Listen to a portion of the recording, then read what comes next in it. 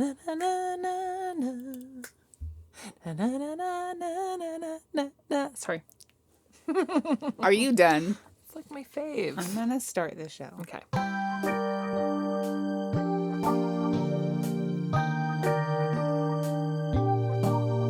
Welcome to TV Tangents with your hosts, Natalie and Rebecca. Today, we're talking about Season 2 of Beverly Hills 90210.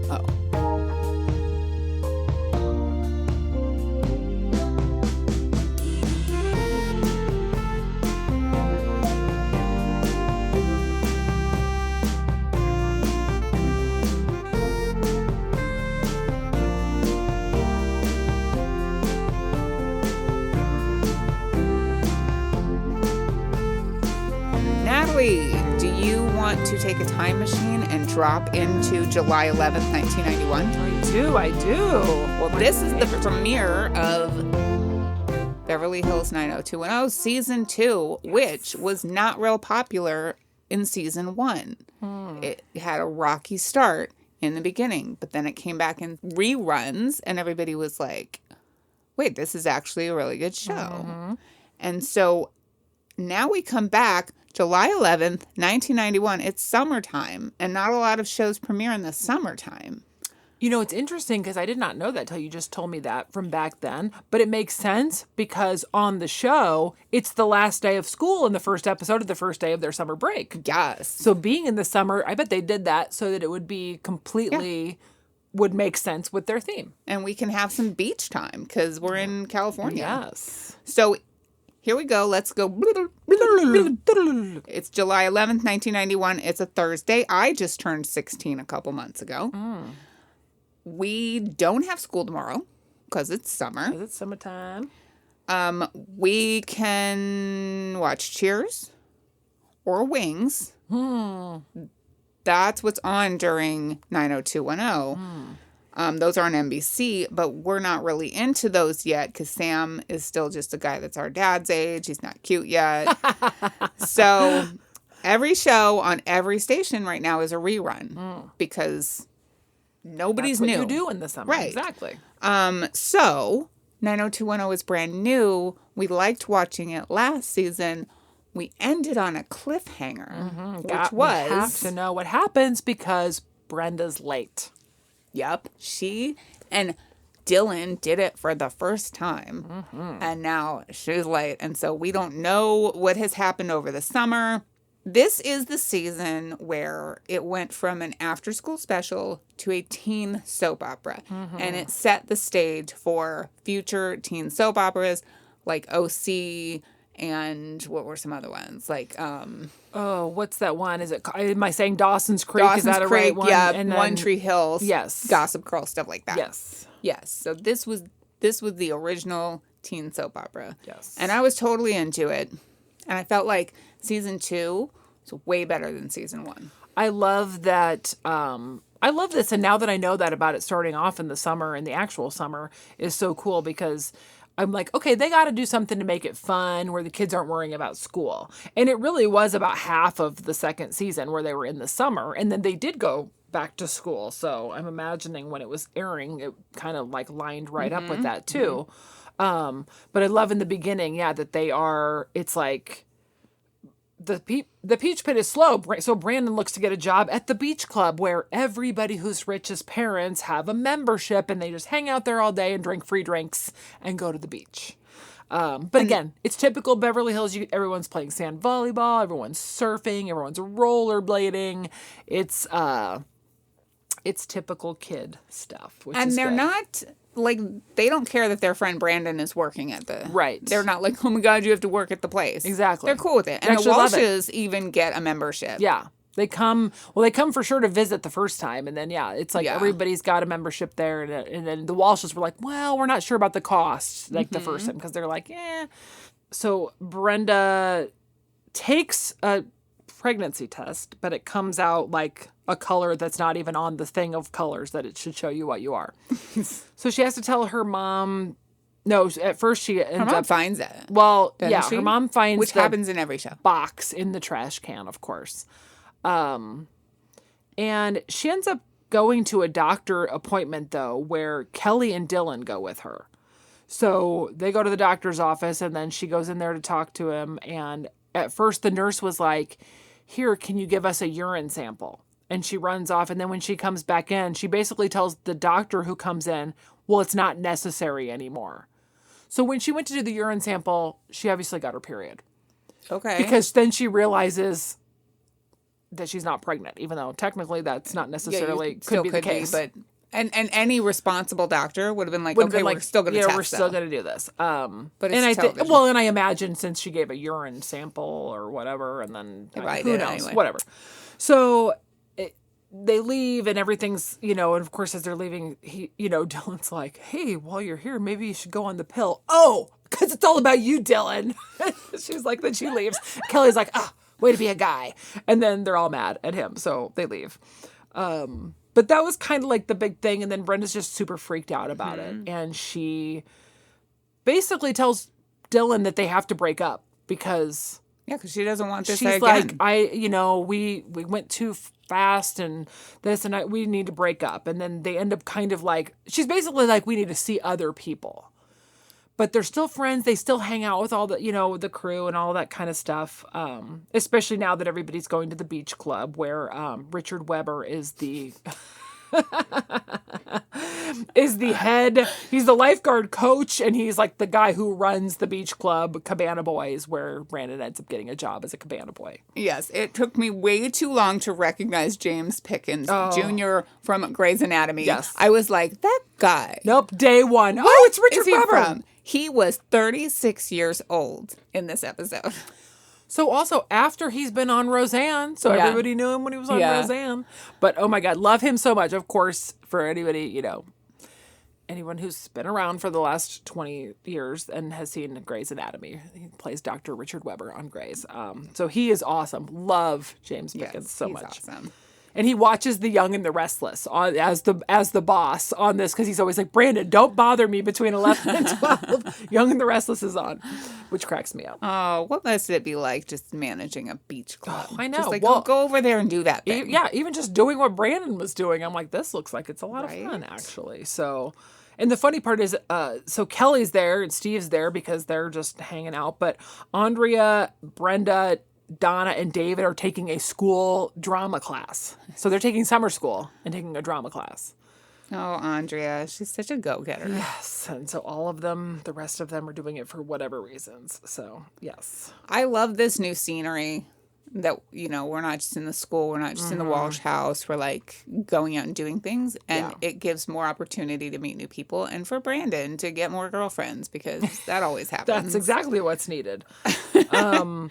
But it's also hilarious because Brenda breaks up with Dylan, but then he breaks his ribs surfing and has to move into the Walsh house, which is just whatever. It's hilarious. Brenda's dad hates him because of all the trouble and because of his dad and just everything. Thinks he's like his dad. So I don't even know if we mentioned season 1. So Dylan's dad got arrested and it's a lot of securities fraud or whatever. It's all a financial kind of thing.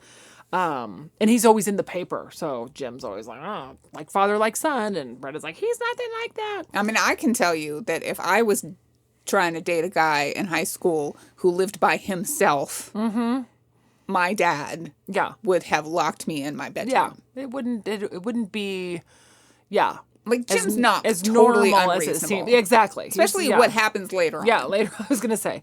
At this point, he's still kind of but he can live here and, because he doesn't want to, Dylan's mom lives in Hawaii.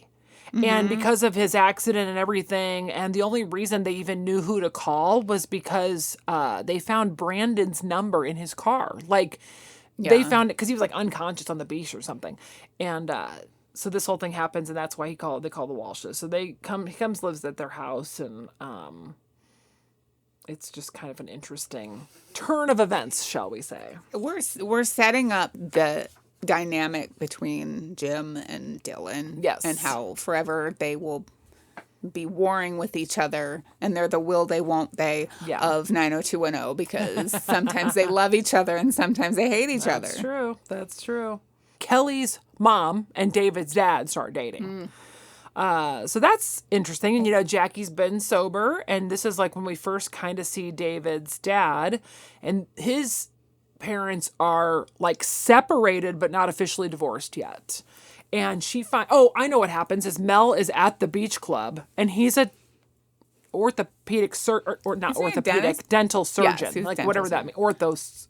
Whatever. He makes their teeth pretty. He's like a dentist guy. But anyway, she thinks she cracks her tooth on something she ate. And he runs over and he's like trying to talk to her. And he's like, no, really, I'm a dentist. And he tells Brandon to go get super glue. And it's just like a joke to be like, so he tries to get a date with her. Right. And then they're like talking and Brenda and Kelly are there. And he's like, oh, you girls probably know my son, David Silver. And they're both like, oh my God, he's such a nerd. David. He's trying to be a DJ. Yeah. But Mel and Jackie are all into each other and they start dating and Kelly's having issues with it, of course. And David's having issues with it because he's like, but I like her. I want to date her. This is so bad. Yeah. And then, the creepy drama teacher, Chris, did he bother you? Yes. Okay, thank you. He's so creepy. He was... Any teacher who's trying to be friends with the students needs to go away. Okay, I will say this, because sometimes when you watch things, and I kind of think about this, like, but they're in summer school, so they're all still like 16. They're between 16 and 17. They got to be 17 because they've been driving for a while. Well, but it's still that first season, and a couple times they say something, and then into the school year of season 2, they all start saying how they're 17. Okay. So who knows? They could be in that little mix in between. But this guy you could be a teacher at 22. Sure. So, but again, that's still like 6 years older, and also you're kind of you're an adult, and that's weird. So he is a little bit, like too chummy. And was it the first year Brenda thought some teacher liked hers, and he asked her to come over and babysit? And yes, that was and the girls show up, and it was like this whole random thing, but. Andrea and Brenda both are like, oh, he likes me to this teacher, and it's weird. So, it is weird, and it's creepy, and a lot of the teachers are like and he ends up like making out with Andrea, and then it's like, oh, I'm going to be staying here, so my girlfriend's going to bring all my stuff from Chicago, and she's like, your girlfriend? And then it like breaks her heart. I was like, after, a date. And also, that's your teacher. Yeah. That's your teacher. Right? This was when I think I missed one of the first times I watched this, I missed the remodeling of the Peach Pit. And so it was so funny because I was like, we all know in shows they change the outside of things to better look. Well, because in the first season, the outside of the Peach Pit was kind of sad and pathetic. Well, I didn't realize they actually did a whole remodel on the inside. And that was kind of why Brandon also got, I think, the job at the beach club, because it was slow and they were remodeling, and he didn't give Nat much notice when he quit. He was like, I got to start there tomorrow. But then I think Richard Weber made him go back. I keep forgetting what his name is on the show. It's Richard. But then, so there's that whole dynamic still of that. But yeah, the Peach Pit wasn't seen quite as much in the beginning part there. Because we're not going to go, we need Brandon to be on the beach. Yeah. And he can't be on the beach if he's working. If he's at the pit. So now Nat gives him his job back. Yeah. And everything is fine. And then we get to my favorite episode of the season. I don't know why. It was the camping trip. The camping trip and the hijinks. It was so fun. And like Dylan and Brenda are just like at each other's throats. He's just like all sulking. I don't know why he's there. He wasn't going to go, and then he came to help them. Oh, he came to bring the sleeping bags. And then they're like, because he was going to go somewhere else, and then that got canceled. And they're like, well, you're going to go with us. You're just going. And then Brandon's like, here, I'll go pack some of my clothes for you to wear. That's right. And they're sharing one big bag. Right. Him and Brenda were already sharing a bag, and now the whole thing was weird. Like, why is everybody... Okay, that's fine. And then there's like the weird couple, but... Yeah, I don't know. It was just a fun episode because it's a different setting and it's all close quarters and, it's one night. Yeah. And they took it in, they were trying to take this trip to go out to Yosemite or whatever they said. And it was like, then of course they get stuck in the rain and everyone. And again, same thing. They didn't want David to come along, but he had to. But then, Brandon almost dies. Right. Right. And Because Dylan has to save him. Dylan and him go hiking in the morning because Dylan snuck some of the little mini alcohol bottles from the happy couple's room, and he passed out just like sleeping on a rock while the rest of them slept in the cabin. Brandon goes to find him. They go hiking. And Brandon like falls off the edge of a cliff and is hanging by just his hand. And Dylan somehow grabs him back up and they're fine. And then my favorite part is they come back. They're all bruised up and everything. Brandon lost a shoe during that. And then they come back and Brandon's like, you're missing a shoe. And then somehow, I think when they're leaving, I was looking specifically because, she didn't pack his hiking boots because she was like, had to make room for all the rest of the Dylan clothes. And then it's like when they were going to leave, he was like, had changed his clothes. I'm like, but does he have shoes on? They never show his feet. I was like, that's going to be an inconsistency. Nope, he's walking without shoes. He's walking without shoes. So in midway into season 2, we meet Emily Valentine, who I cannot stand. And she's played by Christine Elise. She's a bad girl who wears a leather jacket, and Brandon has eyes for her. And she shows up, and she's all like, she shows up on a bike. And this is when... like Dylan's like flirting with her and then Brandon's flirting with her and they end up both taking her out. And These two. So then because of this and Brenda finds out, so then she decides that her and Dylan should get back together because she can't handle him actually going to see somebody else. You know what? Brenda's toxic. She is very toxic. I used to think that I liked her and then I realize now that I really don't. And she's very whiny. These two... Brandon and Dylan going after the same women. There are so many women in Beverly Hills. Exactly. Why? Why do you want Emily? Because she has short hair and she rides a bike and she's like, I'm dangerous Emily. And then all the girls kind of don't like her too, and they think she's, but then they are in some talent show and they let her sing while the girls are dancing in the background, which was also weird, but And Scott returns from his vacation. Oh, that's right. In Oklahoma. Yes. And David is like, I really matured past this because I'm friends with like the popular people now. And so, David's kind of mean to him. He's being mean to him and he's pushing away from him. And, we all know what happens because in the season 1, I was like, oh, Scott's there. Like, I think I didn't remember that Scott was a regular part of the cast. Right. And I don't know that in season 1, I feel like in season 1 they thought he was going to stay forever. Yeah, he was on quite a bit more in season 1 and he'd show up and it was almost like, because that was their dynamic. They'd go they showed up during the non-sleepover and they were outside trying to film through the window like boys would do. They were always trying to talk to girls. Boys will be boys.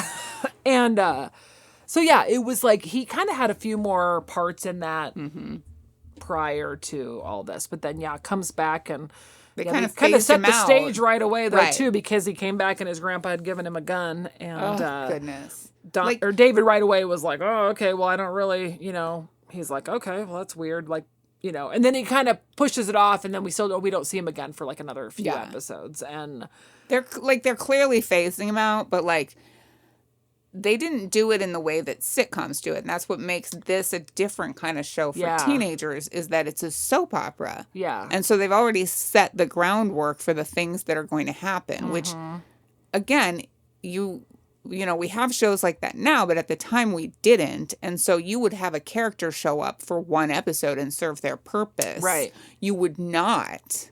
Which is get rid of a main cast member in the way that they did. Yeah. Which, and that's why I think the way that happened and they had to find a reason, I guess, because they him and David had been like best friends. Mm-hmm. So they had to make it more like where he doesn't just disappear, or they had to make it a big thing. And so let's talk about that episode, even though we're not there yet. But that's episode 14, The Next 50 Years. You can make an episode where you kill off a character for that reason. Like, okay, this is a episode about gun safety, and it will be impactful because this character died. Yeah. But this is a character that we knew and like had actual emotions about, because it wasn't just a kid at their school that this happened to. And they weren't just hearing about it. Yeah. It wasn't just like in the first season where it was like an after school special. We knew him. And they brought him back so that we could remember that we knew And the him. episode made it worse because they did this whole, like, his mom comes up to David, wants to plan a big party for him. And David's kind of just being also a little bit, David, I don't want to say that word. It's a family show. But he's just, he's just kind of like, oh, miss, I don't really want to help, and then in the beginning, no one comes to this party. And they're just making Scott seem so, even more, you're more empathetic to him because it's like, now it's like he doesn't have any friends. Right. His mom is like, David, you have all these popular friends.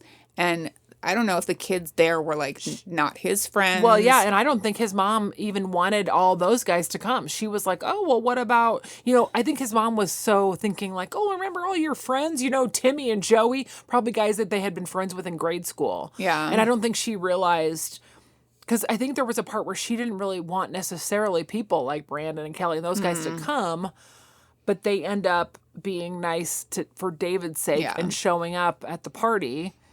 But, like, Brandon and Emily show up and ruin the surprise because they're standing out front when Scott shows up. Well, Emily ruins everything. Yeah, she ruins everything. So they were all mad about that. They end up leaving. But and Scott was having a good time. Scott overhears David making fun of him, though, which was also sad. And, yeah, this was the whole thing, is that we had to give David guilt because he has been outgrowing his friendship with Scott. And Scott, is very immature, and David thinks he's super mature. And so he has said some things to him that he regrets. And again, that makes it more painful. This wouldn't have so much of an impact if it was just this character that you're like, oh, where'd this guy come from? Yeah. He's an old friend of David's. Yeah.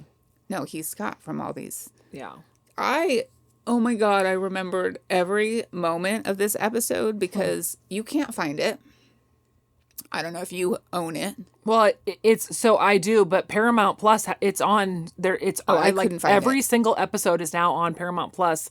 I don't have Paramount. So we've talked about this. I watched the entire series, and the first time through missed several episodes, and like would look forward and see what was missing. So I bought the entire box set, and I have some of them upstairs. And you have some. So because a couple times I was like, oh, great, now I got to watch this one. I got to watch this on DVD, and then I can go back to Paramount. Because, it's like when you watch a DVD, it's a little jerky.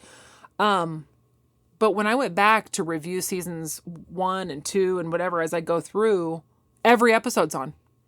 I didn't think this one would be, and it's right there. I mean, there's a lot of music in there that they don't have That's why most of them that they do. This one I felt like they left out probably really very didn't wanna purposely, have, which I don't understand because it's an important episode. And if you ask anybody what they remember about watching the first couple seasons of 90210, they would tell you they remember this because we all watched it. And it's not like they don't. It's it's just violent. a hard subject to think about. It's not violent because you don't see it happen. He, Scott goes in to get something out of his dad's office, finds the keys, finds a loaded gun in the desk. Yeah. David walks in to get him. Oh, he went to go get candles Matches or something, matches yeah. for the candles. And he starts swinging the gun around on his finger. And David's like, dude, stop it. Stupid. Dude, what are you doing? Stop it. The whole time, all you see is David. Mm-hmm. And then you hear the blast. And David freaks out and puts his hands over his face. And that's the only part that's shown. Yeah. And it's not violent or anything. It was it's a hard super episode. Disturbing. But I absolutely remember it from the first time that it happened and the first time that I watched it. Yeah. So I didn't get to watch it in its entirety, but I watched pieces of it on the internet because there's like a couple of different channels that talk about parts of it and then they show parts of it. But I didn't need to watch it because I remembered every minute of that episode. Yeah. I don't remember ever seeing it I don't remember a lot of, like I said, the whole series, even from the very beginning when I watched it actually in the 90s. So, well, David, I remembered this happening, but I didn't remember any part of the episode. I think I didn't remember it until I started watching it. And then I was like, absolutely remember all of it. Remembered that in the end, David is making a speech. He's in the DJ booth and he doesn't know that. At first, he doesn't know that he turned the mic on or whatever, so the whole school can hear him and whatever. And he's like, you guys didn't even like him. Yeah. Because Brandon comes in. Everyone's tiptoeing around him and checking on him. Yeah. And he's like, I was mean to him and, and this happened and like you all thought he was this and whatever. Mm-hmm. The whole school hears it. Because it's a thing, again, that 90210 wants us to know that we're not the only ones going through things. Yeah. And before that, we got like very special episodes. Mm-hmm. And now it's an entire soap opera that's saying other people go through these things and you can actually talk about it. And so the fact that they don't show this episode on Pluto, I think, which is where I was watching it, is just crazy. Well, and I think that's the crazy part too, is like we said, how after school special and everything before kind of had a good outcome. And then like this is kind of the first time where, it wasn't like, oh, he was playing with the gun and it went off and his little brother's toe got shot, something that could have been like, I'll never do it again. Mm-hmm.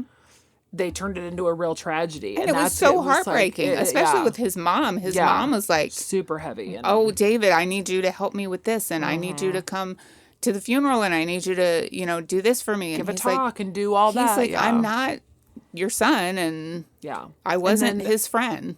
I love how this, so the whole point, this episode is all about how they have 50 years worth of graduating classes from the West Beverly High. So... they dug up a time capsule and then the kids at the end, it's like after all this is going on, well, David goes over to the house and she's like, oh, I'm so glad that you wanted this of Scott's and you don't actually see what she gives him. And then they go to put the time capsule in and it's, of course, the core group of friends. And it was supposed to be about what reminded them of Scott. And I guess everybody had some stuff, but they were like, oh, well, this is just, it was like stuff of the times, though, too. Mm-hmm. And then David had his little cowboy hat that Scott always wore. And I was like, it was so sad. I'm like, oh, my God. And he put that in there. And I'm like. And he's like, he missed his friend. Mm-hmm. And like they used to play cowboys together. Yeah. And, he definitely regrets all the things. Yeah. But hindsight is 20/20. So. And then you'd go to school. So it was Thursday. So you'd go to school on Friday and talk to your friends about, did you see what happened on 90210 last night? Oh, my God. Exactly. So. Don't play with guns, kids. So going back to other more lighthearted things, I was going to say we always talk about guests. And Vivica Fox is on, who we all love because she's so cute. I love it. I named my hula girl on my dashboard after Vivica Fox. And it's funny because they move into the neighborhood. The family moves into the neighborhood, and Brandon and her get into a car accident because they're driving too fast and whatever. And it's this whole and her younger brother also wants to be a photographer for the paper. So, and again, this is the only episode we ever see these guys. But what I thought it was interesting. So at one point, Brandon brings her to the Peach Pit, kind of like a date kind of thing, or just brings her in to hang out. And they're all sitting there, and Kelly says to Brandon, I guess it's very hip of you. Oh. And I was like, ma'am. Okay. So that was interesting. We get to meet Dylan's mom. Yes. Iris, who is Iris. hippie, and she and Carol, is that her Cindy. name? Cindy. What? Her name, the actor's name is Carol. She and Cindy become friends. Did you see when they went to the Mind Gym? So they go to this place called the Mind Gym. She takes Cindy to it. It's the most amazing thing ever. They go sit in these little nice little cute chairs and it's sensory and it's relaxation, and then they go in and they get the juices and whatever, and I was I wrote down, the Mind Gym looks amazing. I want to go to the Mind Gym. I want to go there. We will someday. So she's very, and her and Dylan have a bizarre relationship. He tries to get away from her because she's very, as they say on Friends, circle goddessy, she's just, they have an interesting relationship. She decides that she's just going to go back to Hawaii and let him drink, I guess. Be there. Yeah. Well, and it's he's by himself. He's still a teenager, and yet she has to explain to him that your dad gave me money to get out of your life. Mm-hmm. And then she's like, and here's the check that I've never cashed. Aww. So then she gives it to him to She's like, I'm going to give you this. This is your money so that you can live. And she doesn't actually give it to him. They give it to Jim, who puts it in a trust so that he can only get what he needs to live, obviously. To live his lavish lifestyle that he lives. Yes. Yeah. I was going to say another person who shows up is Jennifer Runyon. And of course, I always remember her as Cindy Brady on the Very Brady Christmas movie.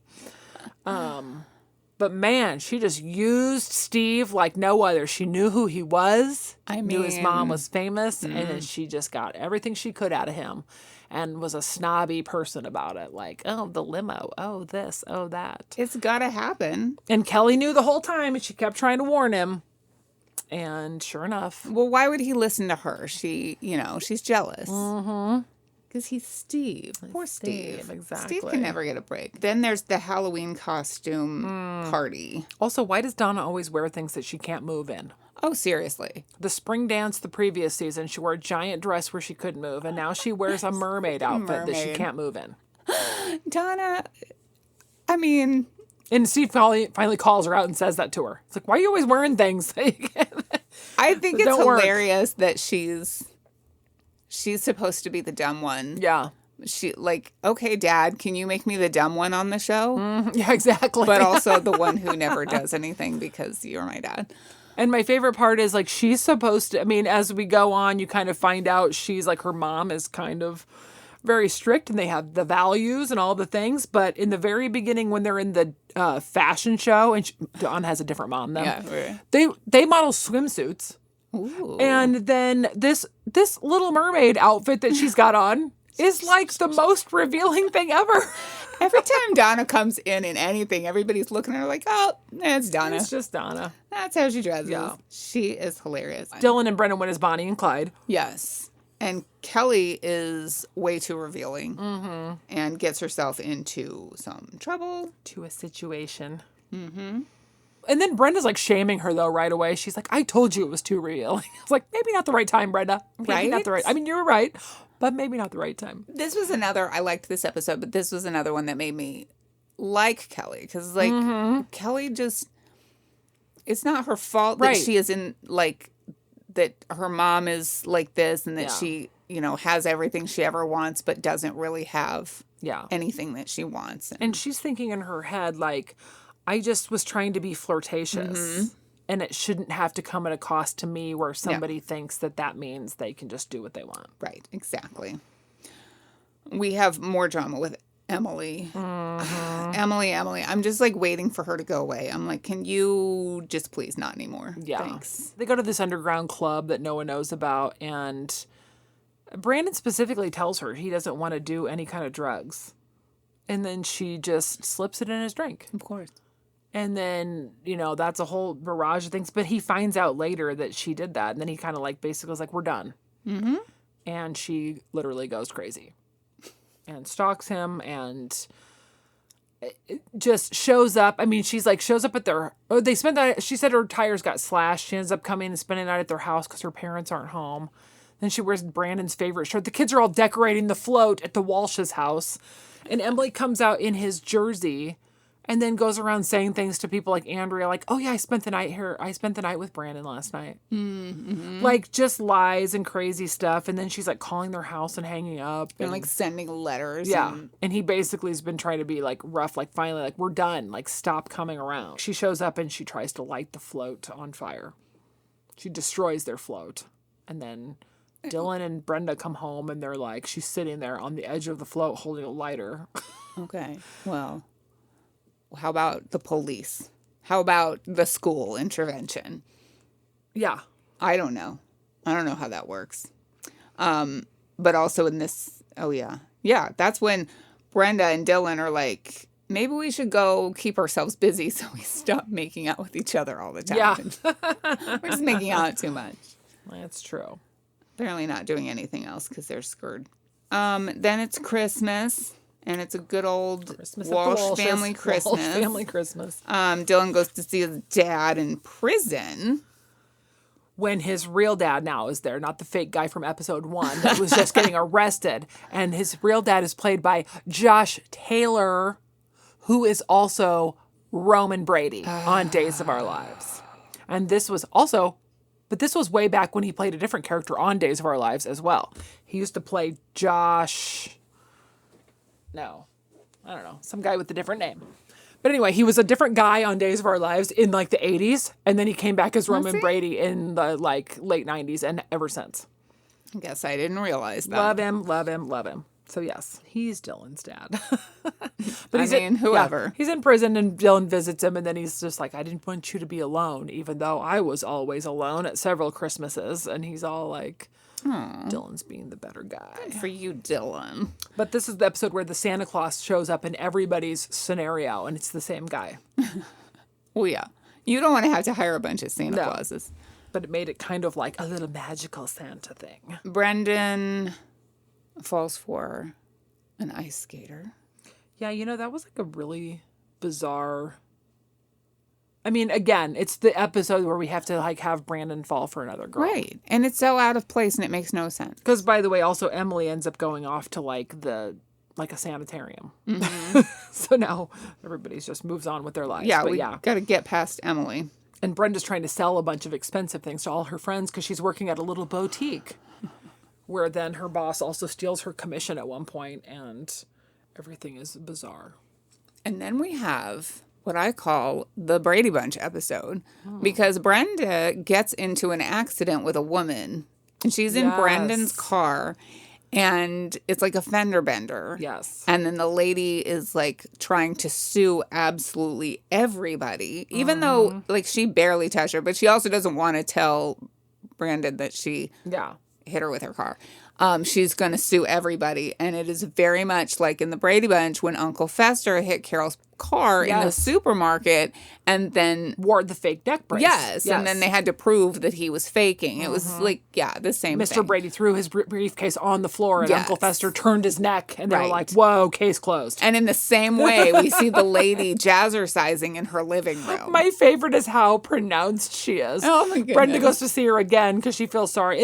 And at this point, she goes to see her the one time she has the neck brace on. She's like, Dad, we need to pay this woman. Right. She's suffering. And then she goes to see her and she's all like, whoosh, whoosh. And then she sees Brenda outside and she's like, oh, no. Dude, do that with the windows closed. My God. If you're scamming somebody, come on, do it the right way. Like, everybody knows that.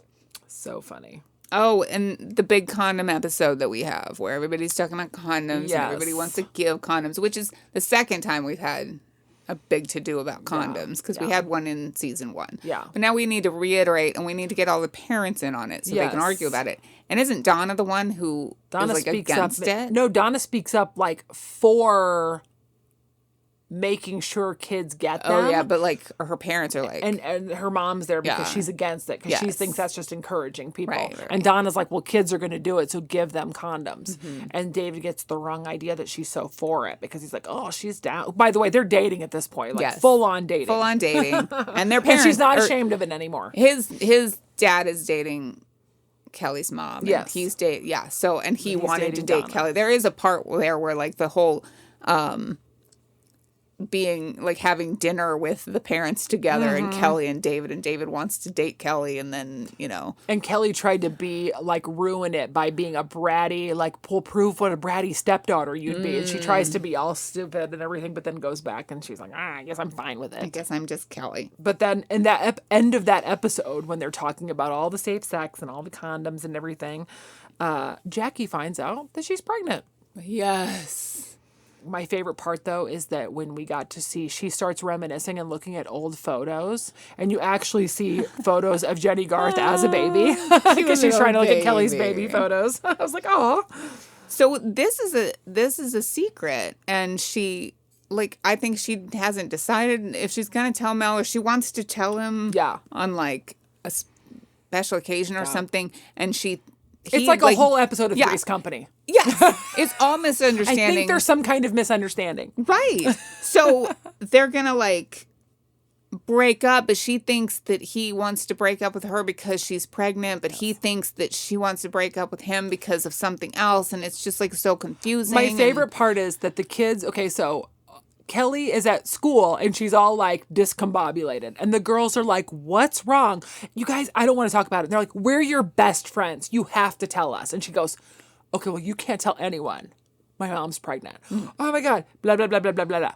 So then Donna goes to see her boyfriend in the DJ booth, and she's talking to David, and he's like, oh yeah, we're supposed to have this Valentine's Day dinner, but my dad's going to propose to Jackie. And Donna's all, oh, so he's cool with it? And he's like, cool with what? Well, like the baby. Yeah. What are you talking about? Well, what are you talking about? And so they're like, but isn't that why he's proposing? And David's like, no, I don't think he even knows. And so then he goes to see his dad. I mean, the whole thing Oh, that's is right. so fun. She thought he was going to propose because of the baby. Well, but she finds, so Donna tells, Oh my gosh, I'm so confused. yeah, Donna tells somebody else, like maybe she tells Kelly, and she goes, well, I'm sorry, I didn't. And then Brenda goes home and tells her whole family. And so Donna tells Kelly that she found out from David he's going to propose. So Kelly tells Jackie, and she's like, oh, you weren't supposed to tell anyone I was having the baby. Mm-hmm. So now that's why he wants to marry me. Oh, great. Yes, yes, so then she goes and like lights him up while he's got some guy in the chair at the dental office and won't let him talk. And she says she's pregnant, and he's like, what? And she goes like, no, let me finish. Never lets him say a word, then runs off. We're done. I'm breaking up with you. And he's like, what just happened? And then when they go to have a conversation later, he's like, you didn't even let me. And then she's all mad talking to Kelly. He didn't even try to stop me. I was so mad. I was watching it happen, and I was like, oh my God, stop talking. And then David has to come explain it to her. And she's like, he goes, that didn't even happen. He goes, whatever. And she goes, well, then who told him I was pregnant? He goes, you did when you came to see him. And she's like, oh my God. So they end up getting engaged. Oh, yes. Which All is the sweet, because hijinks. she needs that stability. Yeah, And he seems like a good guy. exactly. Now Brenda, again, has met a guy that she likes more than Dylan, or she's like, maybe I'll just dump Dylan for this guy. Like, she's always meeting some other guy. And Yeah. because, again, Brenda's toxic. I don't care what anybody says. Yeah. She and Dylan are not good for each other, but whatever. Well, in that whole episode, it was weird because, like, she meets this guy while her and Kelly are exercising, and then he's all into her. Mm-hmm. And Dylan also has a At lady. the same time, Dylan, okay, the very first episode, I think, of season one or two, Dylan is surfing, and we meet this girl. Mm-hmm. And it was like, and the two guys he surfed with, they treated her horribly, whatever. So her name is Sarah, and she is in AA. And so then they start talking, and then she like becomes reliant on him and starts like kissing him. And then he's like, oh, this can't happen. But both him and Brenda, they both kiss somebody else. Yes. Yes. And then they get together and tell each other about it. And they're like, well, this isn't going to break us up. But I was kind of like, well, you guys are like not very... The whole time you are seeing other people, but not seeing other people, it was like... You kind of also wonder, like, yeah, why exactly do you want to be together? Yeah. You kind of don't have the same interests. You're kind of very... And, I mean, if it's just the physical attraction, then that's... Right. You know, and I guess at that age, it's that's kind of almost what like happens. they but- feel obligated towards each other. Yeah. Like, we don't need you for the show. Right. You can date other people. And we kind of find out, though, it's because, like, they're Dylan's only family. Yes. And so that, I think, is a huge part of it. And we'll get into that here as we get more towards the end. They kind of get past that part. And, Do they, though? well, you know, there's the whole thing. So, of course, there's, like, the whole thing where they were going to put a shopping center up where the Peach Pit is. Yeah. And it kind of drove a wedge between Jim and Brandon because it's Jim's, like, company that's doing all this. And Nat was going to get some money. And then, of course, the whole thing falls through because... Again, it was very Brady Bunch-like. But then that's the episode where a robber comes in. Oh my God. Like, the kids are all there studying late at night, which apparently Nat just allows to happen. So Brenda's in there by herself because Dylan and Brandon take the trash out. A robber comes in, and she has to open the drawer, and, you know, he's forcing her to do all these things, and she's on the ground and counting, and he leaves, and the guys come in, of course, and then it was like this whole traumatic episode for her, which makes sense because... You know, it's very traumatic. Right. And she can't concentrate. And, you know, she ends up, of course, IDing the guy towards the end in the lineup and all that kind of stuff. But And he's just a kid. he's 17. That's the same age as me. So then she Okay, feels all well, sorry for him. So Don't do Not a that giant- stuff yeah, when you're exactly. 17. And another really good episode, well, good and bad, is when the gang wants to see Color Me Bad. Yes. And so They go to the hotel. Okay, again, I didn't get to see this episode the first time around when I watched this because they skipped over it. I don't remember like back in the day seeing this because I was not a Color Me Bad fan. And so Yeah, I don't really, I thought they were weird. But I don't remember seeing it, but like they had a cameo on this episode. the best part is Donna wanted to really go see them, and Yes. everybody else was like, "Let's try to win tickets on the radio." Well, David finds out where they're staying, so they all go to this hotel. And my favorite part is that they just try to go around finding band members at a hotel room by doing the most random things and just asking for people's room numbers. That and sounds things. so weird. I don't know Who would do that? I don't know who would ever do that. Certainly not me. And my favorite part is they kind of split up, and Kelly ends up being the smartest one and getting into the floor, and she doesn't even really like these guys. She doesn't and even know who they talking are. to the one at the vending machine. Yeah. So then she's in the room just having a conversation with them. And she's like, oh, let me call my friends. And then, oh, you have backstage passes? And they're talking to her, and she's like, well, I'm not like a crazy groupie fan. What? Oh, conversation's interesting. Who said that? Yeah. Because David and Brenda are trapped in like the stairwell. Yes. And And- Donna catches her mom having an affair. She sees her mom in the hotel with a dude, so she's chasing him around or chasing her mom around, Yeah. and then she's having a whole thing and she's crying and like so she doesn't even want to see the band anymore Yeah. because her life's falling apart, and she feels Kelly's like, we can get into the show and have backstage passes and whatever, and Donna's like, no, no thanks. don't want to anymore. Like, we already took her home because, well, they tell Kelly on the phone too what happened. And then my favorite part is they're like, no, you just stay and you go all by yourself to a concert. And like, the whole thing is so weird because David and Brenda took Donna home. And Which I was so mad about. yeah. Well, they took her to Brenda's house, I guess, because she confronted her mom in the lobby. Yeah. And found out, like, her mom found out that she saw them. And then they go, and then Felice comes over. And then, of course, like, Cindy already knows. And then Felice shows up, and she's like, oh, hi, I wasn't doing anything. I just came to get my daughter. Cindy's like, yeah, I'll let you two talk, even though she already knows what happened. And it's like, oh, no. I love how we're acting like Color Me Bad is like the biggest band of the my God. 90s, and they were not. My favorite part is at the very end, they're all at the Peach Pit, Yeah. and Kelly brings them in. Yes. But did anybody call Donna?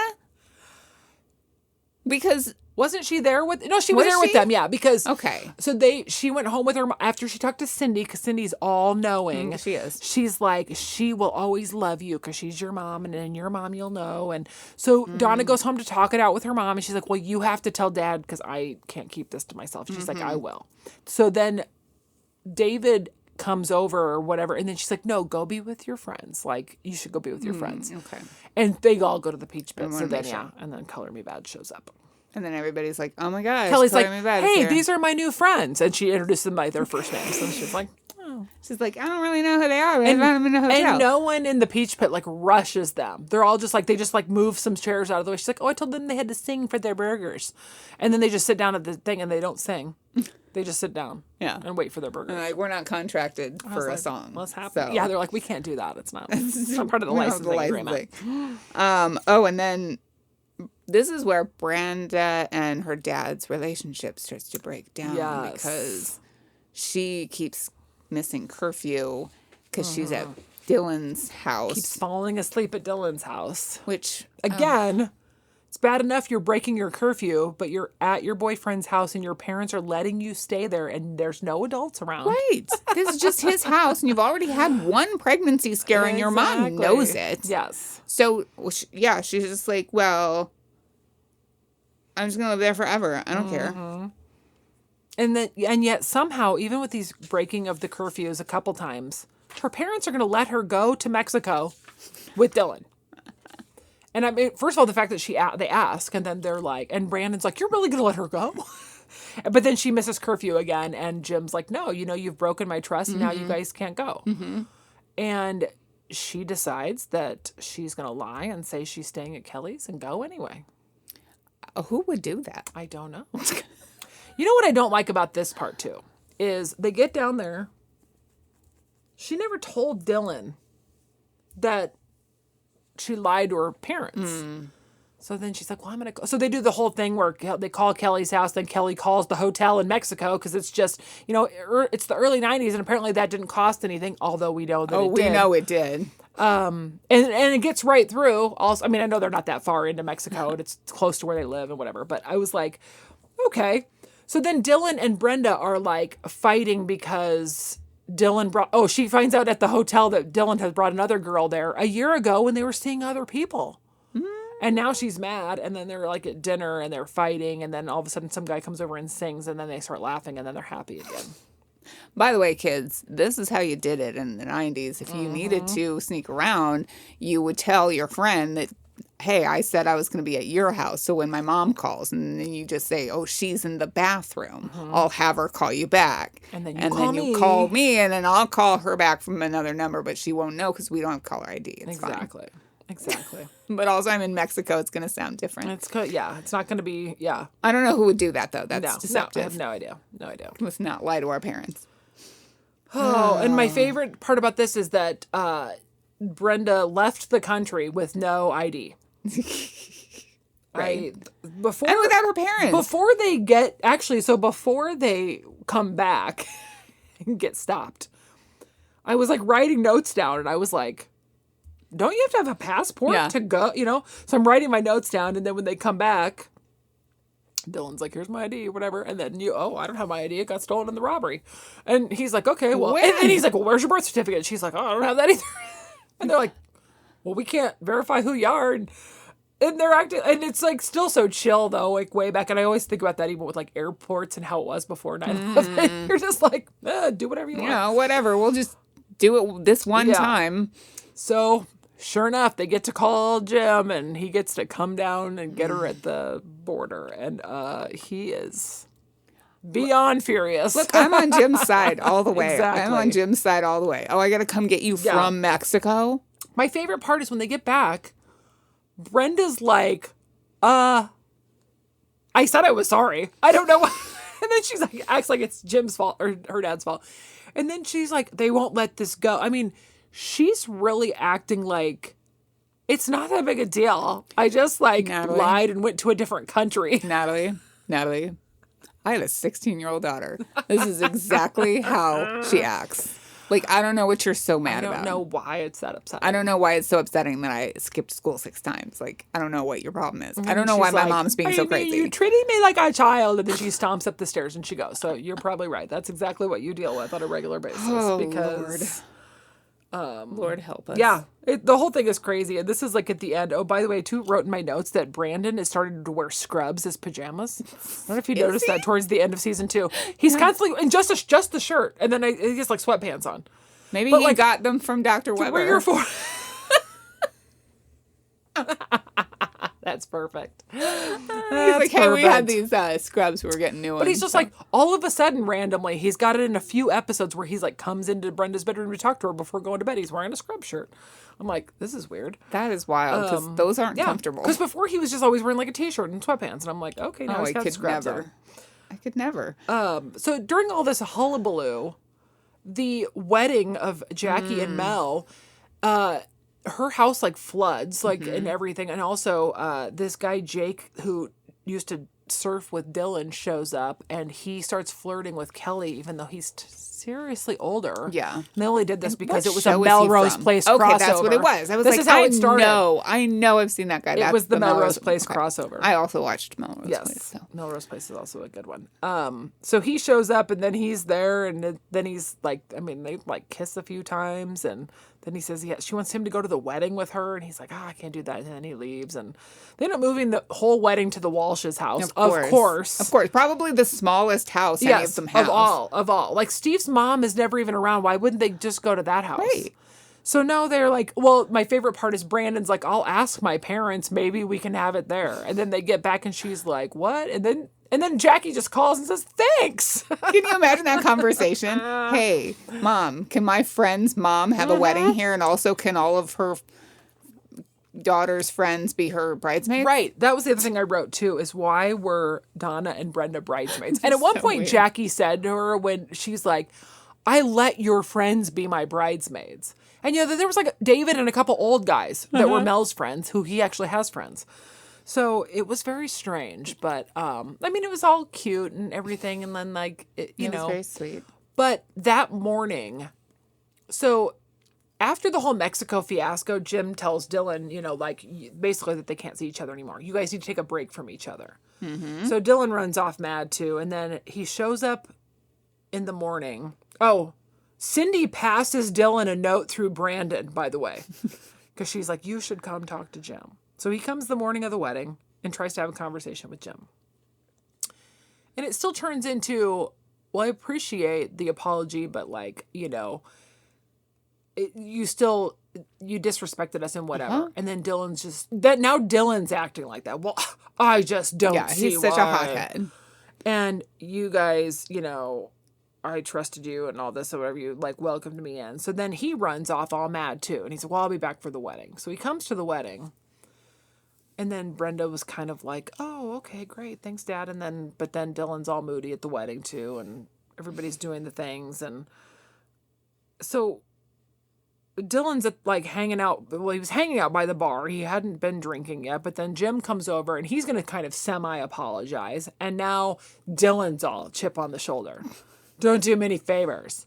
I thought you guys were my family. And I don't want you touching any of my money from my trust. Then he runs. Oh, he grabbed a bottle of alcohol too. And then Jim's like, you really think? And he's like, ah! He throws it against the wall. First of all, who's doing that with full? I mean, I guess if you're rich, full bottle. Yeah, he doesn't care. He's got money. So yeah. So then he runs off on his own to go speeding off, and everybody's out front sending off Mel and Jackie, and Andrea catches the bouquet also. Oh, Andrea. So yeah, the whole thing was. That was a part of an episode a couple before that. Andrea didn't get an invitation to the wedding, and she's talking to Brandon. And she's like, I knew I wasn't really kind of. She's like, I didn't even get an invitation to Kelly's mom's wedding. And then she shows up at the Peach Pit the day before, and she's like, look what my mom had in her purse for the last few weeks. And Kelly's like, oh, I was wondering why we hadn't heard from you. And then Andrea basically tells her oh, I wasn't sure I was invited. And she's like, Andrea, you're my friend. Of course you'd be invited. So then she finally realizes, oh, okay, I am kind of part of the group. You're part of the cast, even though we don't talk about you ever. But, you're in the intro, so you're part of the group, right? Because that's how this works. No. And that's kind of how season 2 ends, is with Dylan running off and Mel and Jackie taking off in a limo. And I thought it was a good season, and it's probably the one I remember the most because I was thick in it, and I was 16. I couldn't see myself being any of these people, but it was still very interesting. Oh, yeah. I mean, it's just teen drama. They're still normal teen drama, but they are all dressed to the nines at all times. Mm-hmm. Nobody's in sweats except when Brandon is in his scrubs. Yes. And there were a few times early on where Brenda was just around the house or whatever, and sometimes she kind of dressed like a 12-year-old sometimes. I was like, what's happening? Yeah. But I also kind of have to remember what the early 90s were like. Sometimes we forget. And some of the trends that were trendy at the time made us kind of look like we look like 12-year-old girls. But she just wore a t-shirt and jean shorts a couple times. It just kind of looked less done up and so almost, not to say frumpy, but But maybe at home. But they never went to school. No. They never went anywhere. When they, I don't know if it was this season or another season, where they accidentally went on a date with some freshman or whatever, and they dressed for these blind dates in basically homecoming dresses. Yeah. There were so many times where, and everybody had fancy dresses to wear just to be, or the girls would go to school and be wearing skirts and fashionable outfits. The guys always dressed nice. They were very, I guess at the time you probably had to impress. So there were times where David would dress in his kind of oversized stuff, but that was the music scene kind of fashion. Oh, David. But yeah, most of the guys had khakis and button-down shirts on. And well, the wardrobe was very important in the show, obviously. And with it getting bigger and more popular, then, you have more designers wanting to feature their stuff. And then music starts to become more important. There's more popular music in future episodes. And it is just a whole thing. And I'm enjoying it because... Yeah, I had forgotten all about all of it. And also, being that I am on the Jim and Cindy side of the show now. Yes. I also can still relate. And, like, maybe I can see things a little bit more from my daughter's side, even though it is different, but it's also very much the same. Yeah. Because I forget that, yeah, when we were in high school, we were talking about very important issues. And you think you know everything. Yeah. And you can't believe, your parents would be so unfair. And it is funny because when you just mentioned them again, at the beginning of the series, in real life, Jim is 35 and Cindy is 42. They're the actors in real life. Carol Potter. Yes. And James, what's his last name? James Eckhouse. Eckhouse. James Eckhouse was born February 14th, 1955. And Carol Potter was born May 21st, 1948. Yes. I always thought it was funny how old they, especially because, and we didn't get into a lot of the characters. And we did talk, I think, in season 1 about how Gabrielle Carteris was like pretty much 30 when this whole thing started. But, Jenny Garth and Tori Spelling and Brian Austin Green were all like about 17. I think Shannon Doherty was like 18. Jason Priestley, I think, was 21. And Ian Ziering was like 24 or 25. Yeah, he was born in 64. Tori Spelling and Brian Austin Green were the babies. Yeah, they were the babies. They were born in 73. That's right. So, yeah, they would have been about 17 when the show started. And Luke Perry was born in 66. So, I mean... So, most of them were, like you said, there's like the few... They were all kind of clustered up there. But, yeah, the old... Like, I would say, other than Andrea, Steve was the oldest kind of that. And then... But, yeah, it's funny because and when I was young, I didn't think of it. But when I never thought that way when I was young about movies. I didn't think that way. Think about Grease and how old all those guys are who are playing teenagers. Okay, but also, kids looked old in our school. Yeah. The way everybody did their hair and the clothes that they wore and, like, the dudes with the big bushy mustaches when I was a freshman in high school. Like, kids looked old. Yeah. It was just a thing. And you wanted to look And when older. you are young, when you're a freshman, seniors are old. Yes. Like, you think of it that way. Like, you're like, oh, my God, I'm scared. Well, I wasn't there. Right. I was very compact and very scared of the big guys. You just think about how that seems like it's so much older than you when it's like can be 2.5 years.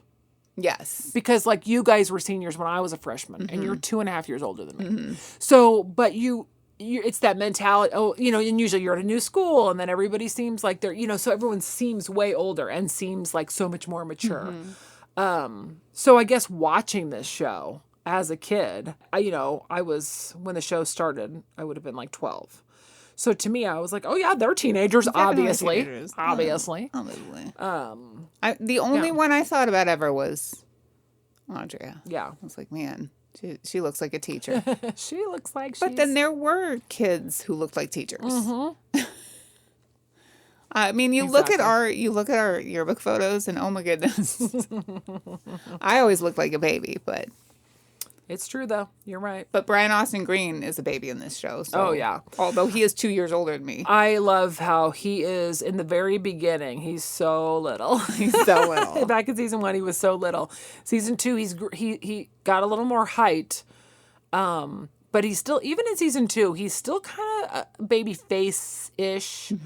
And maybe it's because I watched the whole thing and now I'm going back and it's hilarious to think about how he looks later on and just going back to when he's a little tiny baby. I know that a girl at my lunch table had a crush on Brian Austin Green and I never got it. I was like, okay, he's the baby, but okay. He's the baby. He's the same age as us and older, but he's the baby. Like, whatever. Oh, good times. Good times. So season 2. We will continue to watch.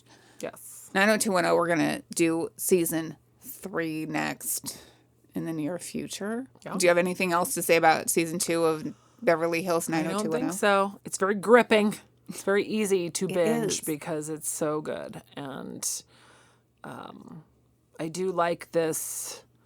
I do like the way I did this where I watched the entire series and now I'm going back as we are going to do each season.